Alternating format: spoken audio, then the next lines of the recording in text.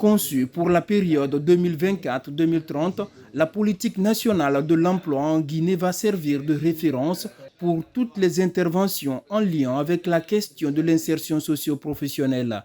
Après plusieurs mois de travaux pour son élaboration avec le soutien de la BAD, du PNUD et de l'OIT, le document est sur le point d'être validé pour donner un coup d'accélérateur à la dynamique en place visant à créer de meilleures conditions pour réduire le chômage.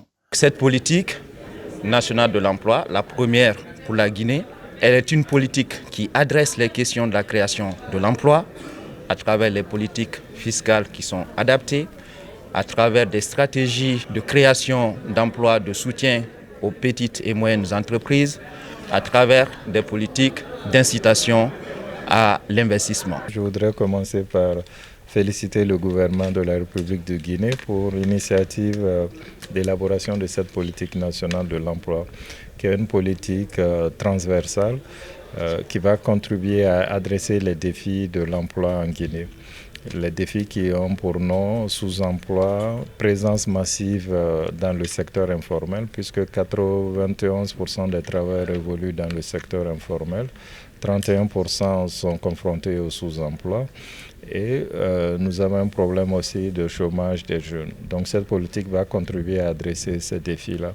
La politique nationale de l'emploi en cours de validation met aussi l'accent sur les aspects de formation adaptés au marché de l'emploi, à la gouvernance du marché du travail, à l'entrepreneuriat et à l'inclusion pour encourager toute initiative d'emploi en faveur des personnes vulnérables. La politique nationale de l'emploi, PNE, que nous nous apprêtons à finaliser, ne doit pas être vue simplement comme un document administratif, mais plutôt comme une feuille de route concrète et vivante. Elle doit guider nos actions quotidiennes et orienter nos décisions stratégiques.